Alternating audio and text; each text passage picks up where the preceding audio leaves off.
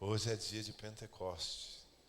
E Pentecostes fala do Espírito Santo que nos foi dado à igreja, não é? E que é a própria essência, a força da igreja. Mas o pastor Ronaldo compartilhou comigo sobre uma série. Ele está desenvolvendo aqui uma série, não é? Sobre vencer as amarras que estão na nossa alma. E eu falei, não, ok. Então, ao invés de ministrar a mesma palavra que eu ministrei nos cultos anteriores, hoje, uma outra palavra, não é? E que certamente vamos falar aqui do Espírito Santo, mas logo que ele me falou sobre isso, me veio à mente a experiência de Moisés, um homem chamado por Deus para um grande desafio, mas que teve medo. Pode parecer um pouco estranho para você, não é? Medo do sucesso. Não, o que é isso? Sucesso todo mundo quer, é o que eu quero. Todo mundo quer sucesso, todo mundo quer êxito na vida. Mas nós temos medo, porque o sucesso está depois do desafio. Não tem sucesso sem desafio. Na verdade, o sucesso começa logo depois da sua zona de conforto, irmão. Já notou isso? O sucesso começa depois da sua zona de conforto. Se você não sair da zona de conforto, não vai chegar lá, não vai experimentar nem sucesso familiar, nem sucesso pessoal, nem sucesso...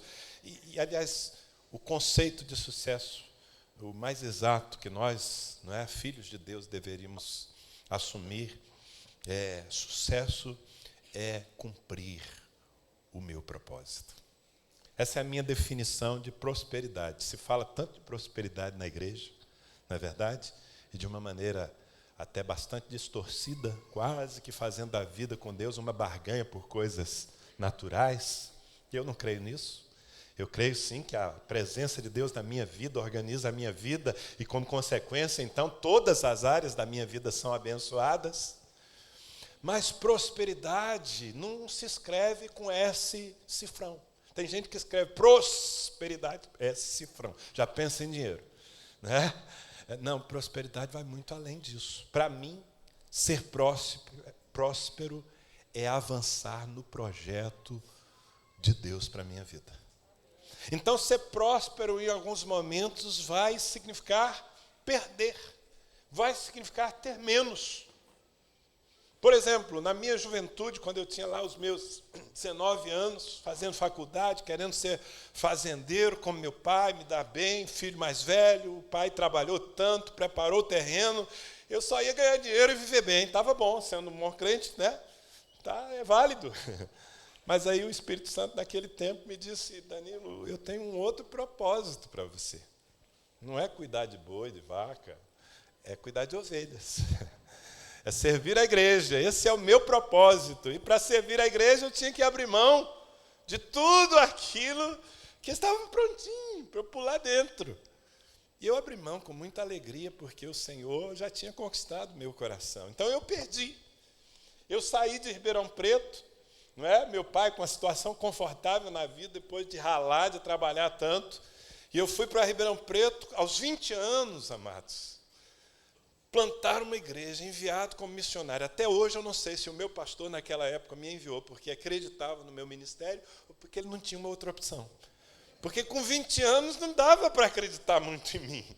Mas ele me enviou. E eu saí então da casa do meu pai, do conforto, de todo o terreno pavimentado, e fui para Ribeirão Preto, não é? Sendo parcialmente sustentado pela igreja que me enviou, fui morar num kitnet, num apartamentinho, que cabia, sem exagero, o apartamento que eu fui morar cabia na sala de visitas do apartamento dos meus pais, em Belém do Pará. Então, quem me olhasse assim, diria, o Danilo está dando para trás, né? Ele evoluiu na vida. Aliás, teve um tio meu, muito materialista, irmão do meu pai, mas não convertido naquela época, que quando soube que eu tinha deixado a faculdade de engenharia agronômica para me preparar para o pastorado, ele comentou no meio da família, chegou até mim, não é? Infelizmente o Danilo, filho do Figueira lá, o Danilo não deu para nada, foi ser pastor. Mas eu estava prosperando.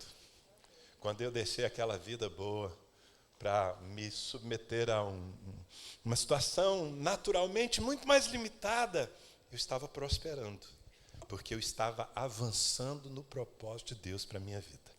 Esse meu tio que tripudiou da minha experiência, não é? Lá, 30 anos atrás, ele faleceu agora esse ano. Mas antes de falecer, eu fui visitá-lo, lá no interior da Bahia. E, ao visitá-lo, ele me pediu oração. E quando eu estava saindo da casa dele, me despedi, ele com muito, já velhinho, não é? Muito esforço para se levantar, mas ele fez um esforço, se levantou, e eu já estava entrando no carro, ele chegou no portão e disse: Danilo, com a vozinha ainda um pouco fraca, Danilo, Deus te abençoe.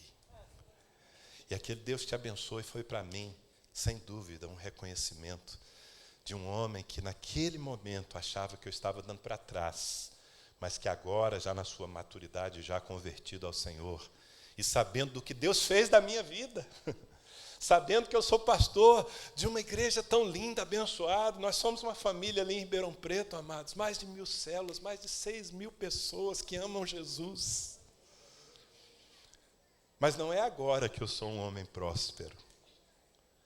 Naquele primeiro passo que eu dei, quando eu fui morar num kitnet, e que eu tinha que chegar no dia 20 do mês e fazer todas as contas para ver se o salário ia dar para chegar no... Eu estava prosperando, porque eu estava dentro da vontade de Deus para mim. Mas muitos de nós nos assustamos. Quando eu digo que nós temos que enfrentar o medo do sucesso, é porque o sucesso se apresenta depois de um desafio. E eu quero ler um texto com vocês aqui, porque eu vou usar esse tempo e usar o exemplo de um homem que você conhece muito bem a sua história, Moisés. Quem vê aqui a história de trás para frente, quem foi Moisés? Moisés. Moisés foi um dos maiores líderes que essa terra já viu. Moisés foi um homem que conduziu uma nação de mais de 3 milhões de pessoas ao longo de 40 anos. Um homem respeitadíssimo, não só enquanto viveu, mas depois que viveu. E essa é a imagem que temos de Moisés. Mas Moisés, quando foi desafiado por Deus ao sucesso, porque quando Deus chama você para alguma coisa... E olha, queridos, por favor, eu fui chamado para ser um pastor de ovelhas. Mas você pode ser chamado para ser um empresário. Você pode ser chamado para ser um profissional da saúde. Mas eu estou falando de chamado, não estou falando apenas de carreira profissional. Porque se você é um empresário chamado por Deus, a sua empresa vai se tornar uma referência do reino de Deus nesse mundo. Se você é um profissional da saúde, um médico, um enfermeiro, você vai ser uma expressão do reino de Deus nos ambientes onde você vive. E o seu sucesso vai ser medido muito além da sua conta bancária, do tipo de carro que você usa. O seu sucesso vai ser medido a partir da influência benéfica que você produz na vida de outras pessoas. Você está comigo? Quando Deus chamou Moisés, ele dizia não. Abra a sua Bíblia em Êxodo capítulo 3. Êxodo capítulo 3, a partir do versículo 1.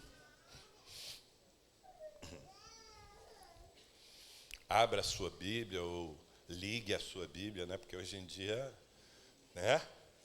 Tem Bíblia de papel, tem Bíblia de celular. Está valendo, o importante é o conteúdo. Capítulo 3, versículo 1.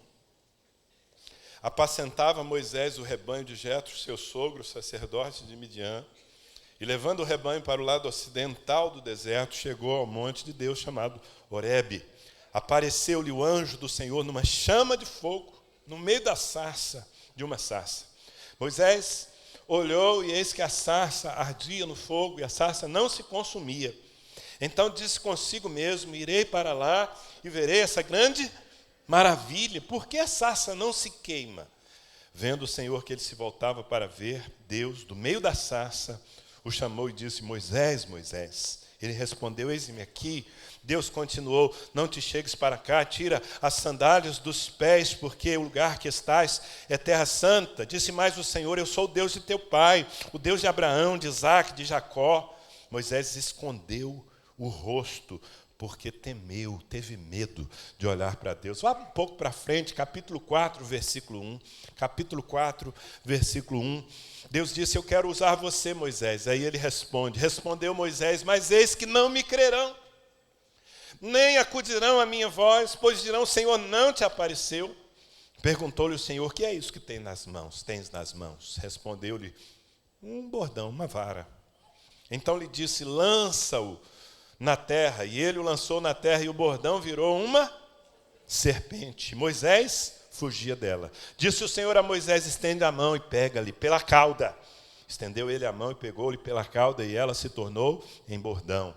Para que creiam que te apareceu o Senhor, Deus de seus pais, o Deus de Abraão, Deus de Isaque, Deus de Jacó. Disse-lhe mais o Senhor, mete agora a mão no peito. Ele o fez, e tirando-a, eis que a mão estava leprosa, branca como a neve. Disse ainda o Senhor, torna a meter a mão no peito. Ele a meteu no peito novamente, e quando a tirou, eis que se havia tornado como o restante da sua carne. Quantos já conheciam esses textos bíblicos, já tinham lido pelo menos uma vez na vida? A maioria de vocês aqui. Há algumas informações que eu omiti na leitura para ganharmos tempo, mas o que está acontecendo nesse momento na vida de Moisés é Deus propondo sucesso para ele. Moisés, eu escolhi você. Eu quero usar você para coisas sobrenaturais e muito grandes. E a resposta de Moisés era não, não, não e não. Não sou eu não tenho condição, não me crerão. E ele resistia a Deus. Se você conhece o texto, você vai ver que tem um diálogo aqui anterior a capítulo 4, em que Moisés usa todos os seus argumentos, como a gente usa muitas vezes. Você já tentou converter Deus à sua incredulidade? Não? Eu acho que sim, hein? Muitos de vocês aqui já tentaram converter Deus à sua incredulidade. Deus chega e te desafia algo grande, você fala, Senhor errou o endereço. Não sou eu. Não é? O Senhor não me conhece, não sabe? Eu me lembro, irmãos, quando pela primeira vez eu fui, hoje pela manhã eu contei aqui a minha estreia de pregador. Ainda quase na minha adolescência, eu tinha lá os meus 16 anos. E o líder dos jovens chegou para mim, me desafiou e disse, olha, sexta-feira vamos ter uma vigília e você vai trazer uma palavra. Ele não me perguntou, ele me deu um comando.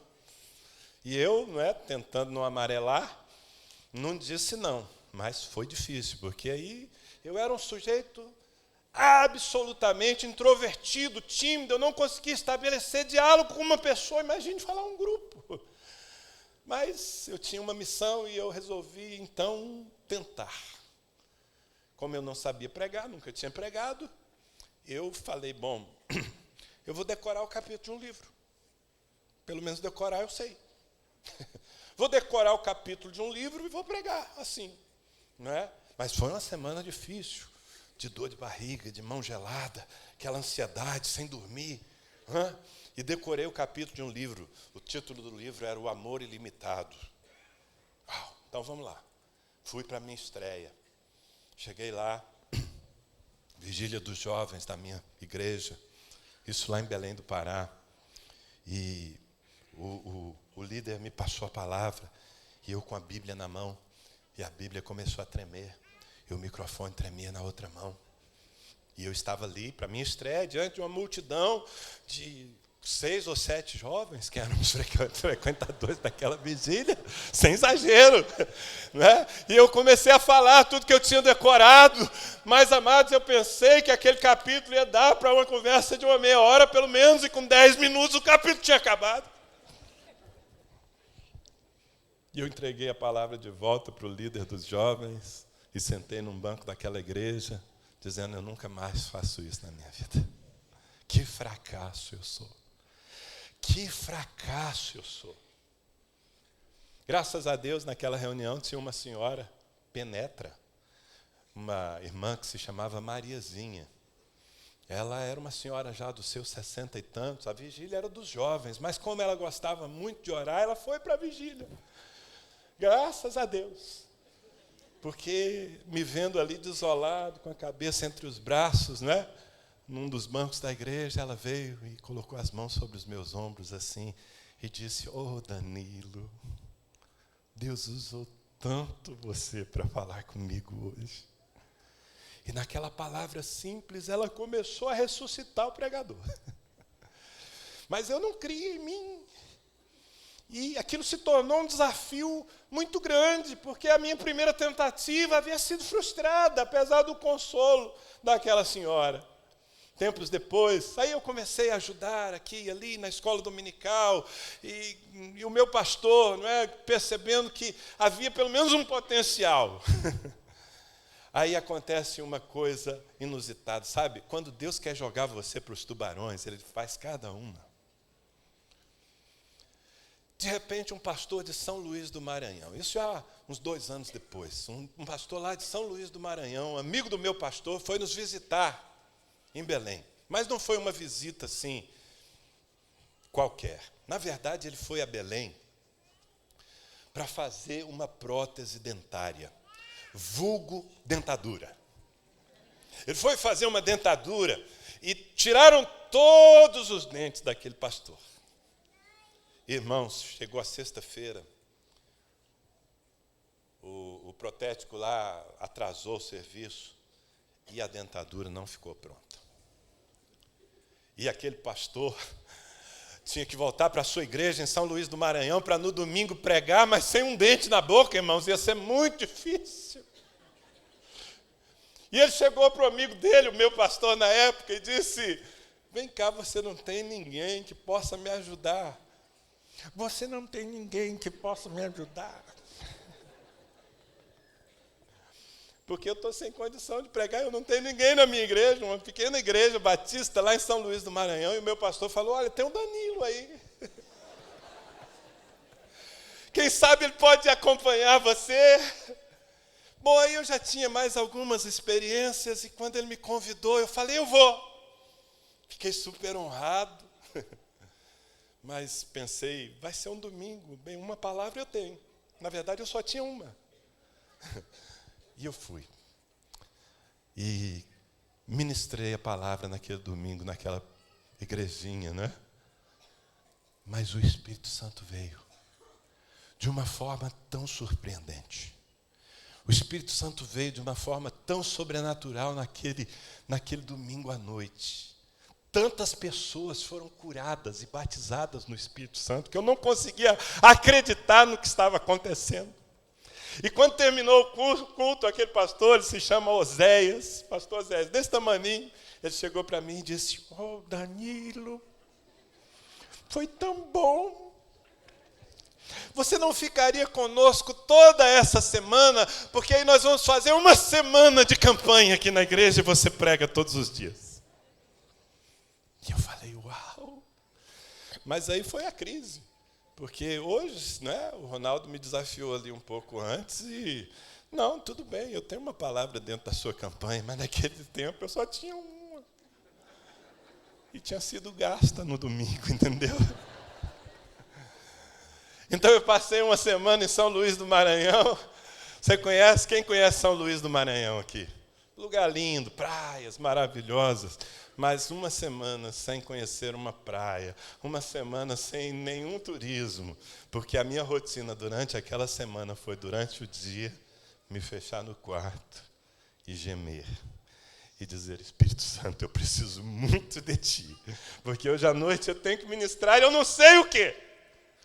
E a cada noite, Deus fazia algo novo, algo sobrenatural. Quando chegou na quarta-feira, o pastor Oséias disse: não está cabendo mais de tanta gente nesse salãozinho aqui. Ele tinha um templo pequeno, um lugar aí que cabia talvez umas 150 pessoas. E nós vamos colocar um palanque do lado de fora, Danilo, e você vai pregar num palanque lá na rua. E assim foi de quarta até o domingo seguinte. Deus fez tantas coisas. E eu voltei para minha casa depois dessa semana, dizendo: uau! O que Deus pode fazer com alguém e através de alguém que não vale nada.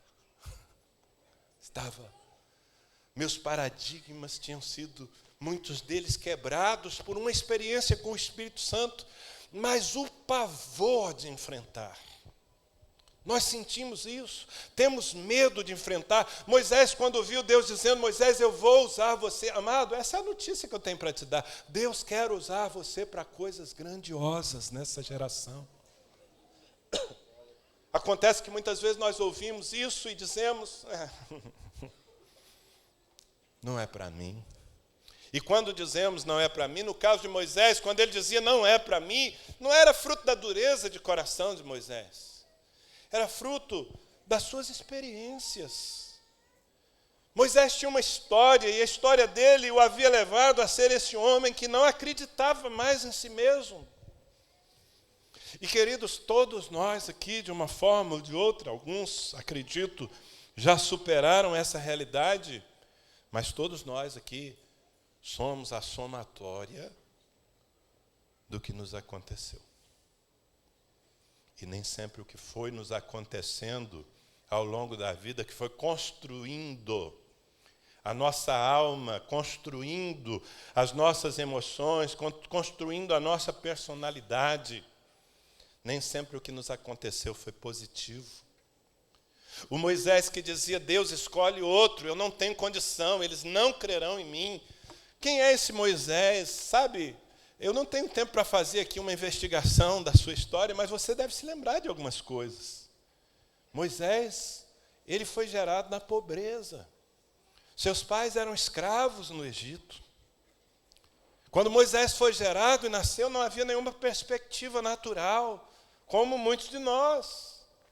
Moisés nasceu, foi, na verdade, gestado num ambiente de violência. Você se lembra?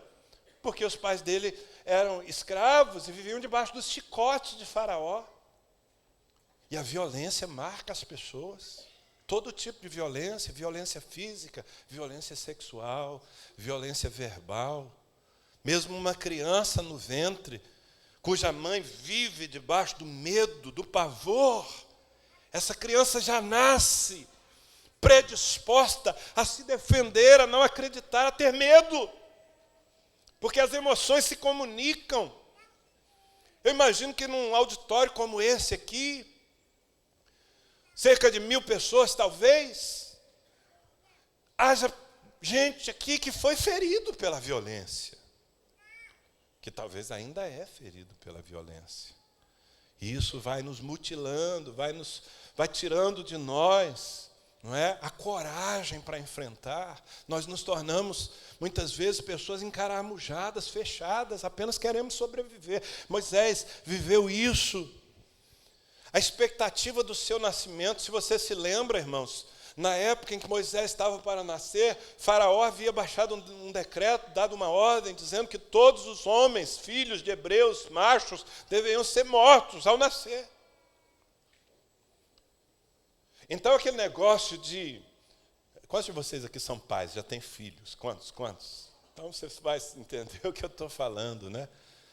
Quando os nossos filhos estão para nascer, normalmente, tem toda uma expectativa gerada, né? Você chega lá para visitar a criança recém-nascida, com aquela cara de joelho, que todo mundo nasce com cara de joelho, fala a verdade, é ou não é? Não? Aqui em São Paulo, não? Então é lá em Ribeirão Preto, né? Aquele negócio assim, amassadinho, inchadinho, né? Aí o pai traz e fala, é lindo, né, pastor? E o pastor, para ser sincero, fala, que bom que ele tem saúde, né, irmão? Mas a gente quer mostrar, não é? Filho, a gente quer mostrar, quer celebrar. Chega, se os pais têm condição, tem um quartinho preparado, um bercinho e tal. Não, Moisés não podia ser mostrado. Moisés nasceu, tinha que ser escondido, o menino não podia nem chorar, porque se ouvissem o choro da criança, podiam entrar na casa e matar.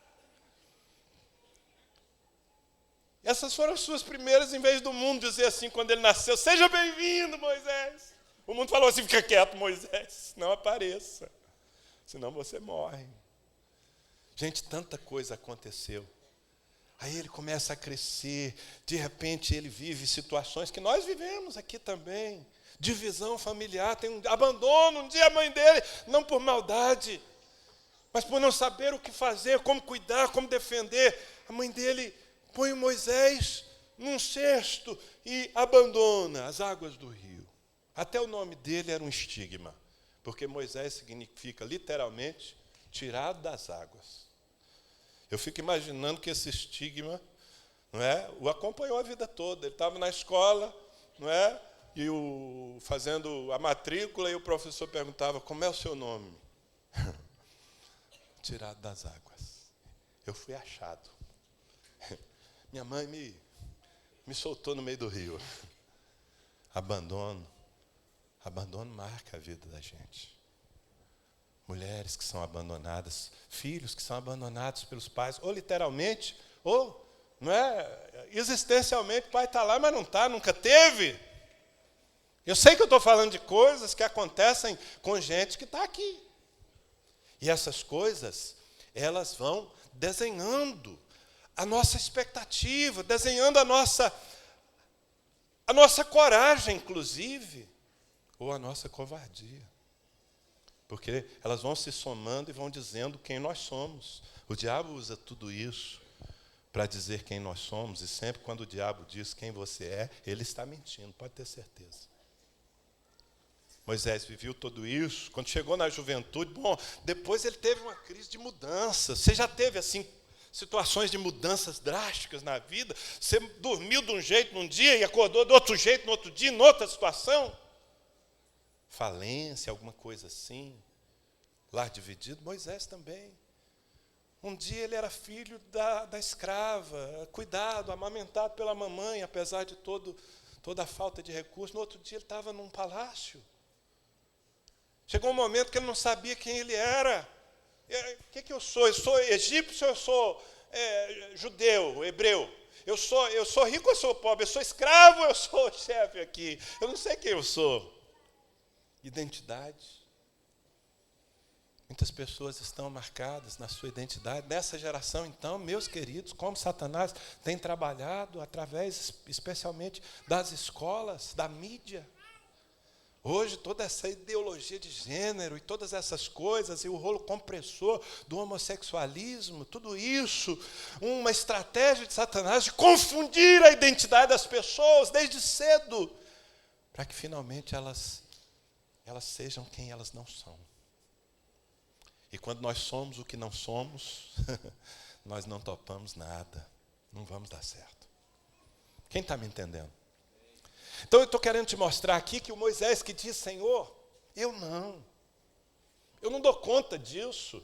Não é por maldade, é porque ele olha para trás e fala: eu sou isso aí, Senhor, olha a minha história. Como que o Senhor vai usar um cara como eu? Para piorar tudo na sua juventude, quando ele falou: não, eu tenho que me definir. Não é? Eu sou hebreu. Não, eu não sou filho de Faraó, neto de Faraó, nada disso. Eu sou hebreu. Eu vou me identificar com o meu povo. Você se lembra o que aconteceu? Moisés tenta, interferir em defesa de um hebreu que estava apanhando. Acaba cometendo um desatino, matando um egípcio. Faz uma besteira para ser aceito. Quantos de vocês aqui não fizeram durante a vida, talvez, e especialmente na juventude, bobagens para serem aceitos? Quantos jovens estão entrando nas drogas para ser aceito pela turma, para não parecer careta? Quantas meninas não estão entregando a sua pureza para serem aceitas, para serem amadas, para não perderem o príncipe encantado, entre aspas, que apareceu na vida delas? E depois disso está marcado. Depois que aconteceu, está marcado. Depois que a droga entrou, destruiu um monte de coisa. Depois que a pureza se foi. Bem, Cristo pode refazer, é claro, mas... Está entendendo? Então, quando Deus chega para gente que tem histórias assim, e Deus fala: vou usar você.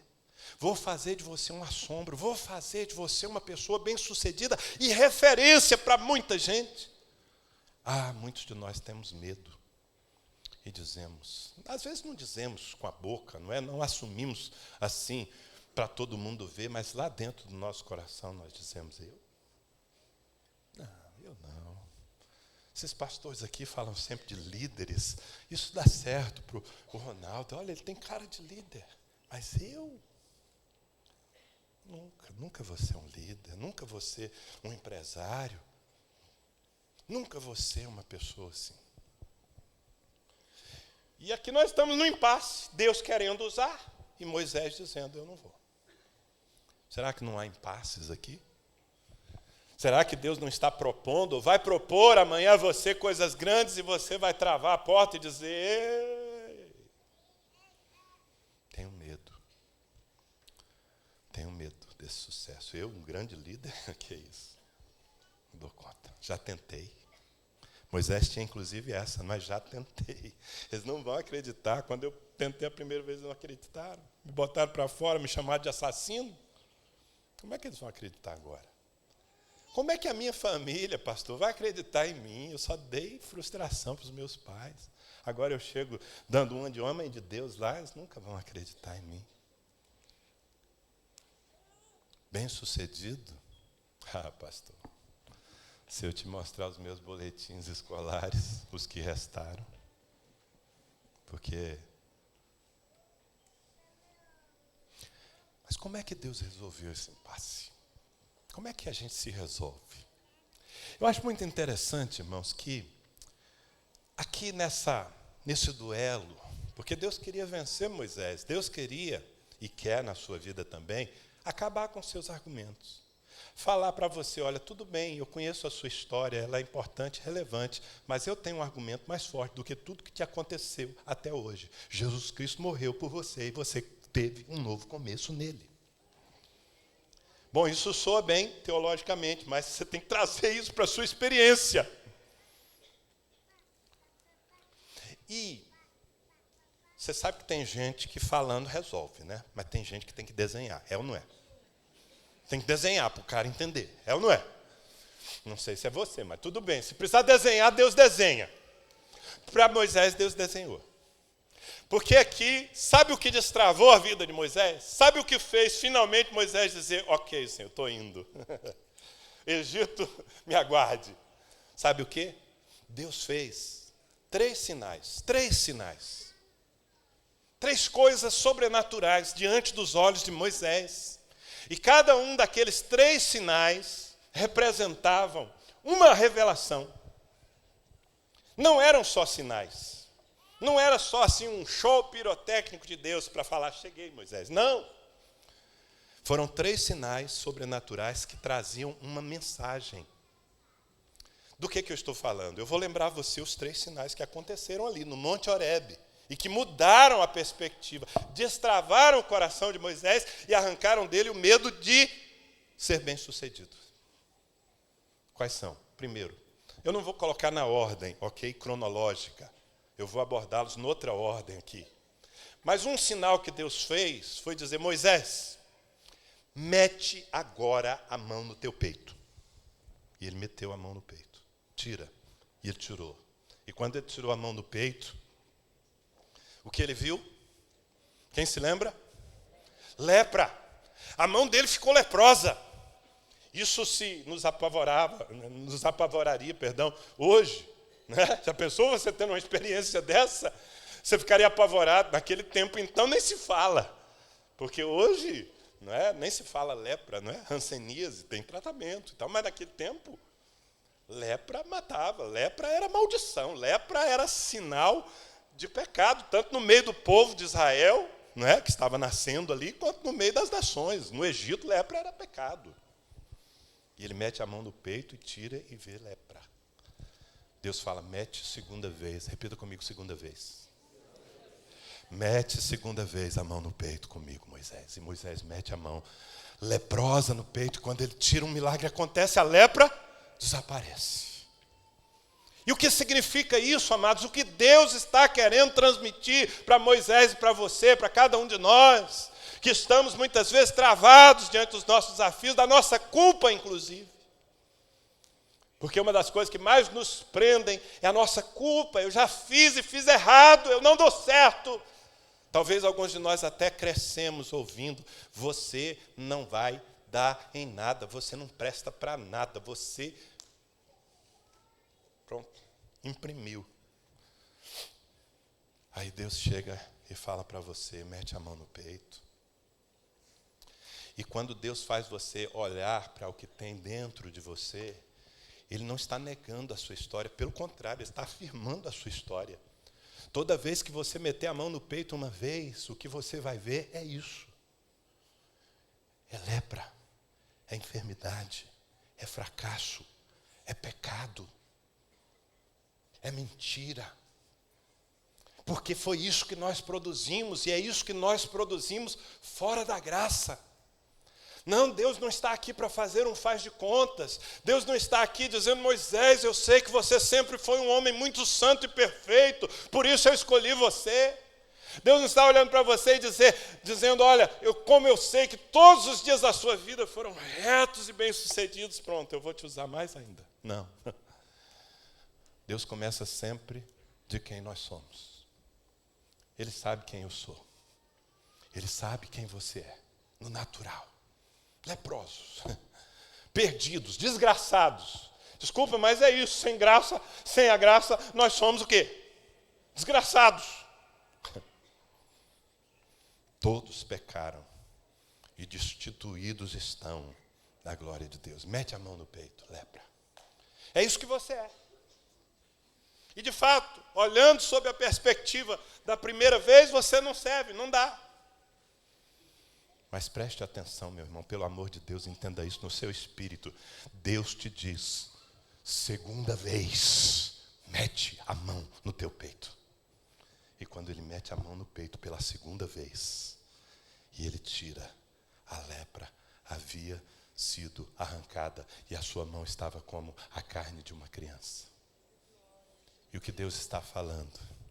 Deus está falando: eu conheço o seu passado, eu conheço o seu pecado, eu conheço a sua culpa, eu conheço os seus fracassos, eu conheço a sua história, eu conheço a sua lepra, mas na cruz de Cristo eu te dou a oportunidade da segunda vez, e a partir da segunda vez, por causa do sangue daquela cruz, você é uma outra pessoa. Diga amém, pelo amor de Deus.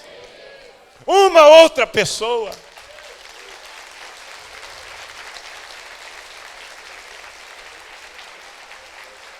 Então, quando você vai responder a Deus, se você topa a parada dos desafios que Ele vai colocar diante dos seus olhos, você precisa definir. Quando Deus perguntar quem é você, qual é a história que você vai colocar diante dEle? A da primeira vez ou a da segunda vez? Não, é importante metermos a mão no peito a primeira vez. É importante nós termos um choque com a nossa realidade. É importante. Sem isso, meu amado, sem que você entenda quem você é naturalmente, você não vai conhecer a graça. A graça só se manifesta onde superabunda o pecado. Onde abundou o pecado, superabundou a graça. Não é assim que diz a palavra? É por isso que Isaías, para ser profeta mesmo, ele precisou ver o Senhor. Ele viu o Senhor, capítulo 6 de Isaías. Eu vi o Senhor assentado sobre um alto e sublime trono. E qual foi o resultado dessa visão da santidade de Deus, dos serafins dizendo: santo, santo, santo é o Senhor? Isaías olhou para dentro de si, e o que ele viu? Primeira vez? Lepra. Ele disse: ai de mim, porque eu estou perdido. Eu sou um homem de lábios impuros, habito no meio de um povo de lábios impuros, e os meus olhos viram a Deus. Eu sou inadequado. Isso é um bom começo, meu irmão. Quando você chega à conclusão que é inadequado, glória a Deus, começou.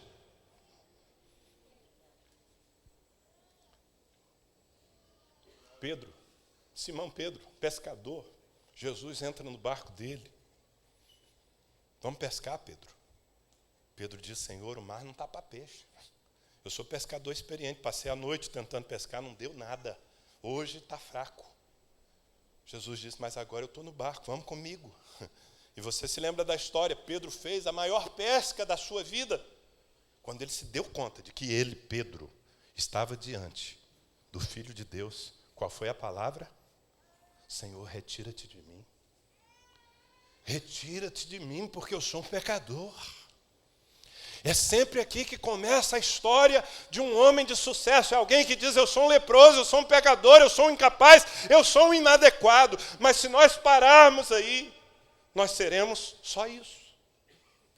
Porém, se nós formos levados pelo Espírito a olhar a partir da cruz, A partir do que Jesus fez por nós, do preço que ele pagou, nós vamos meter de novo a mão no peito. Como quando Isaías gritou e disse: ai de mim, eu estou perdido. Deus deu uma ordem a um serafim e disse: tire uma brasa viva do altar.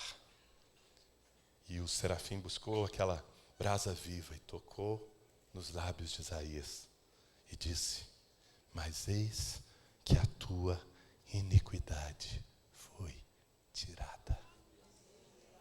Irmão, você quer uma notícia melhor do que essa?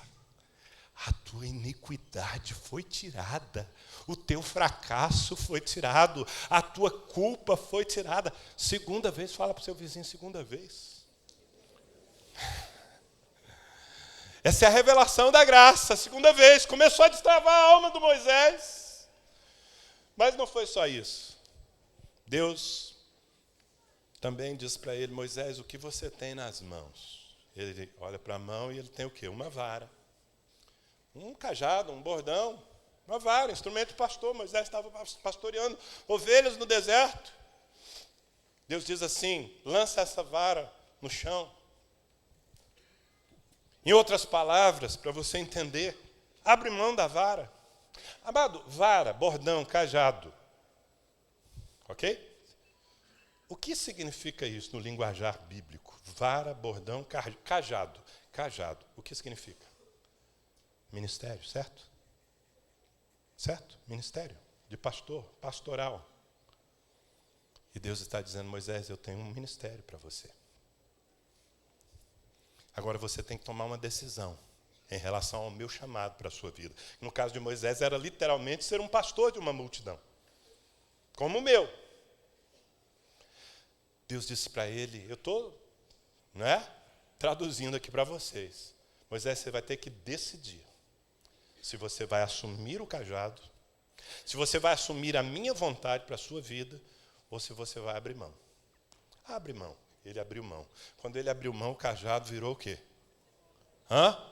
Uma serpente. E nós sabemos que serpente tem um significado. Na mente de Moisés, claramente. Serpente, ele se lembrava de todo o Egito. Você vê aquelas figuras do Egito antigo, sempre tem uma serpente na jogada. Tem ou não tem?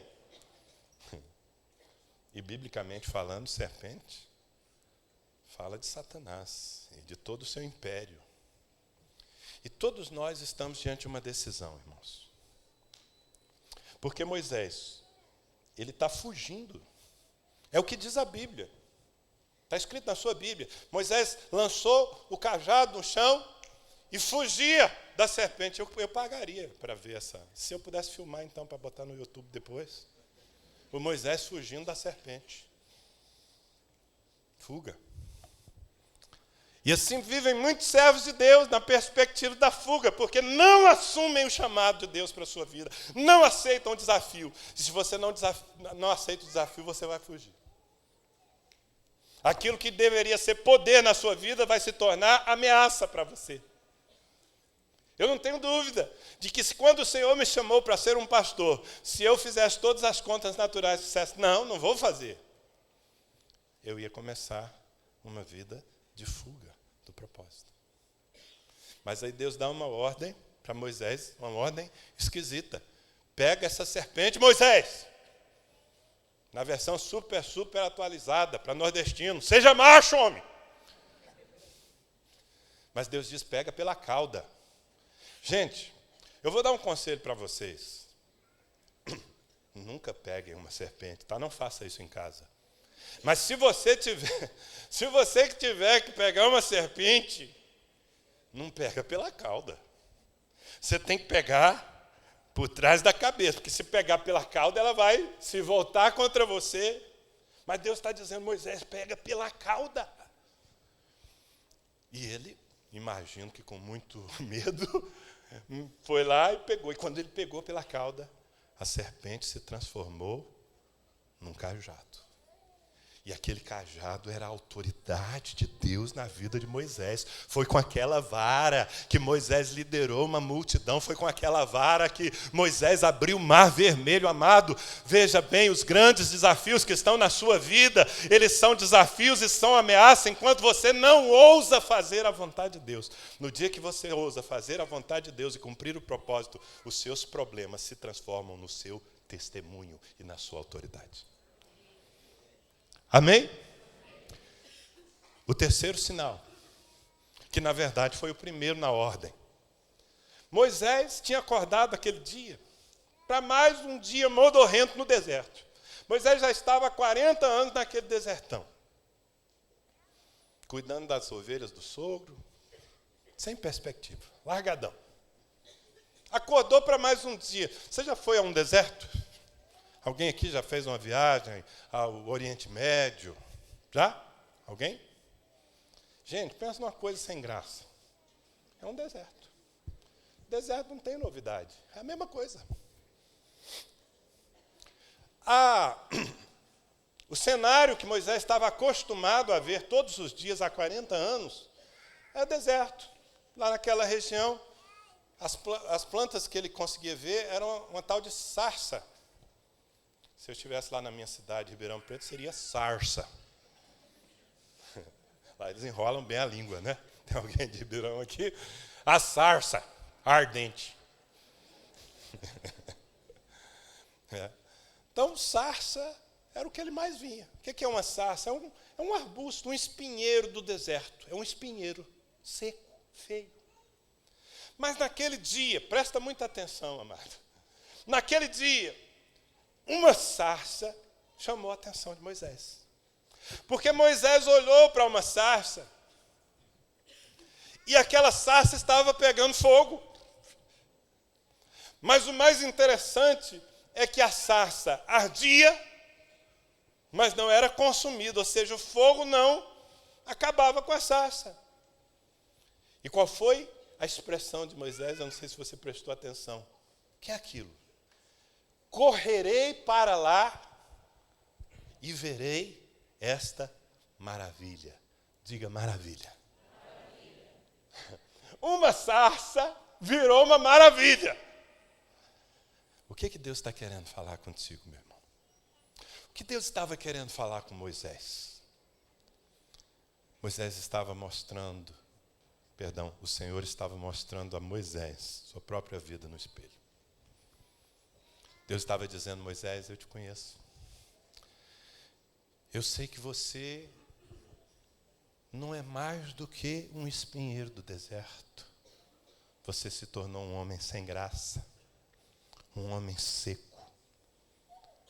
Ao longo desses 40 anos aqui, você desenvolveu espinhos, está aí para ferir qualquer um que chegue perto de você.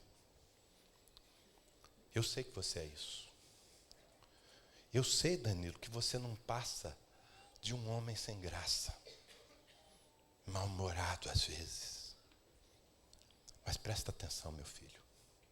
Apesar de você, se o meu fogo, se o meu espírito, se a minha glória estiver ardendo na sua vida, ainda que você seja uma sarça, eu farei de você uma maravilha. E assim, Moisés, como você foi atraído a essa realidade de uma sarça que chama a atenção, assim eu quero fazer com a sua vida. Se você permitir que o meu poder te levante, que o meu espírito queime em você, então, aquele povo que está lá, vivendo debaixo do chicote de Faraó, aquele povo vai prestar atenção e vai ver a minha glória na sua vida. E foi o que aconteceu. A partir dessa experiência, Moisés, então, teve os seus argumentos derrubados por Deus. Deus não negou a história dele, mas Deus sobrepôs a história dele. Meu amado, Deus não vai negar a sua história. Deus considera os argumentos que você tem para não aceitar o próximo desafio. Talvez o próximo desafio em direção ao sucesso para alguns aqui seja voltar a estudar. Eu? Não.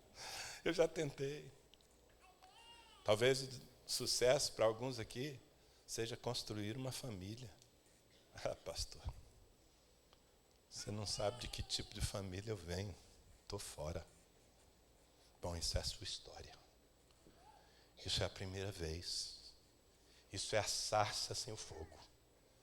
Mas o que Deus está dizendo para você é que se você aceitar pela fé, andar no seu propósito, se você conhecer a graça,